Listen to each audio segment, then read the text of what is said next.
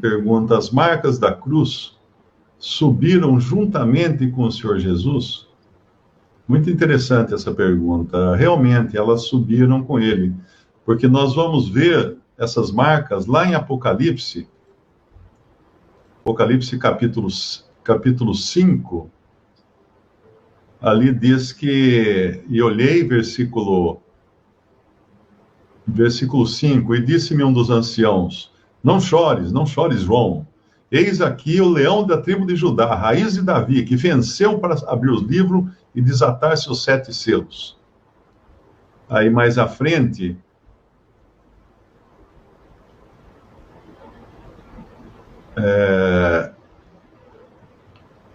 e olhei no versículo 6, e olhei, e eis que estava no meio do trono e dos 4 animais viventes, e entre os anciãos, um cordeiro, como havendo sido morto.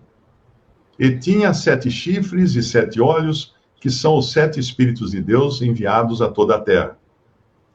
E ele toma, então, o livro da destra do que está sentado no trono, e daí todos o adoram, né? E todos os seres vivos, os seres angelicais, todos prestam homenagem a esse, que é um que João identificou como sendo um cordeiro, como havendo sido morto.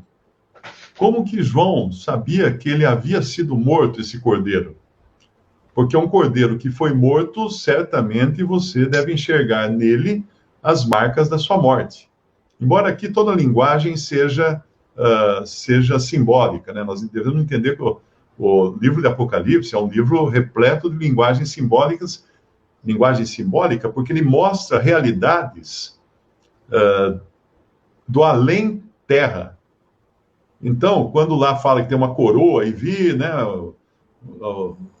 veio um com uma coroa, você não vai achar que tem no céu uma fábrica de coroas, porque deveria ter também uma mina para escolher, para catar minério de ouro, né, para fazer coroas. Depois vai ter um monte de gente para ficar colando pedrinhas preciosas na coroa. Vai ter uma indústria imensa para fazer uma coroa. Precisa muito material, muita gente, muita tecnologia, muita energia também. Teria que ter forno, alto forno, para... A mesma coisa quando fala aqui ele fala nesse capítulo 5, né? Ele vai falar depois: e havendo tomado o livro, no versículo 8, os 4 animais, esses 4 animais não são animais. Eles representam alguma coisa, assim como os 7 olhos, os 7 olhos, os 7 espíritos. 7 olhos, ele explica já que são os 7 espíritos de Deus enviados a toda a terra. Então, no versículo 8, fala que tendo todos eles harpas e salvas de ouro cheias de incenso. Aí eles falam assim: então tem também uma loja de instrumentos musicais no céu, né? Para o pessoal comprar essas harpas. Tem que comprar depois a corda, porque a corda da harpa arrebenta, daí você tem que trocar a corda da harpa. Não. Tudo isso é simbologia de coisas que nós não entenderíamos, porque não existem na realidade do mundo material.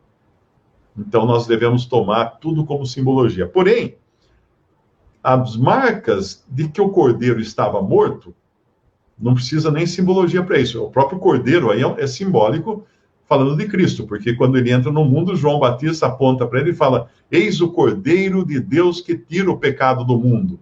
E quando João Batista falou isso, lá no começo do Evangelho, qualquer judeu, pensa assim, qualquer judeu inteligente, até uma criança, quando escutou isso, ele devia saber do que se tratava.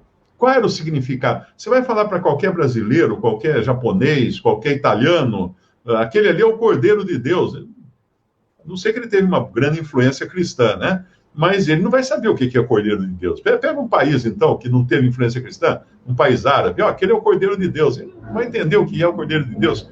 Por quê? Porque dentro de toda a cultura judaica, que vinha, obviamente, lá do Pentateuco, não é? Da lei, dos sacrifícios, de todas as coisas que eram feitas, tinha o Cordeiro. Tinha o Cordeiro sobre o qual o sacerdote punha as suas mãos, o cordeiro era oferecido em sacrifício, o seu sangue era derramado, e o cordeiro era o símbolo daquele que podia tirar pecados. Como fala lá em Hebreus depois, né? Sem derramamento de sangue não há remissão de pecados. Mas lá no Antigo Testamento, os cordeiros simbolizavam apenas, porque eles não podiam tirar pecado. Nós aprendemos isso de Hebreus, no Novo Testamento. Por mais que aqueles sacrifícios eram consumados e muito sangue derramado, os pecados não eram tirados. Eles apenas apontavam para um sacrifício que era futuro, de um cordeiro que tinha que ser o cordeiro de Deus, também tipificado naquele cordeiro que eles tiveram que matar no Egito, para que o juízo de Deus, o anjo do Senhor, passasse por cima das casas onde ele visse o sangue na porta. A palavra, no hebraico, a palavra passar por cima, representa hoje o que nós chamamos de Páscoa, que é passar por cima. O anjo da morte, o anjo que ia matar o primogênito nas casas, passou por cima das casas onde ele viu o sangue. Então, o cordeiro já vinha lá de trás. Então, qualquer judeuzinho pequenininho sabia mais do que significava um cordeiro de Deus do que qualquer coisa, qualquer criança hoje. Se falar para uma criança hoje que não tem informação cristã, sabe o que é o cordeiro de Deus? Não sei, nem faço ideia. Então, quando na cruz, quando João Batista apontou, esse é o Cordeiro de Deus que tira o pecado do mundo, qualquer judeu ali já ligaria os pontos, até lá em Êxodo, né, em Gênesis, em Êxodo, e falaria, opa, será que então é esse daí que nós ficamos oferecendo figuras dele ao longo dos séculos, na forma de animais sacrificados? Será que esses animais representavam um homem, um ser humano? E aí Isaías 53 revelava para eles também que representava assim, né? Foi para o matadouro como ovelha muda. Foi ali sacrificado, no lugar do pecador. Ele levou sobre si os nossos pecados. Ali ele morreu como um substituto, como um sacrifício nosso. Agora você vai lá então em Apocalipse, todos os símbolos se encontram ali. Porque quando João vê o cordeiro, viu um cordeiro como havendo sido morto. Ele estava vendo Cristo. Numa configuração que ele achou terrível, né, no começo de Apocalipse, porque o Senhor apareceu para ele como filho do homem, como juiz, de cabelos brancos, porque o juiz tem que ter cabelos brancos, né? E esse conceito nós até hoje temos na sociedade humana, que você vê os países, por exemplo, do Commonwealth. O que é o Commonwealth?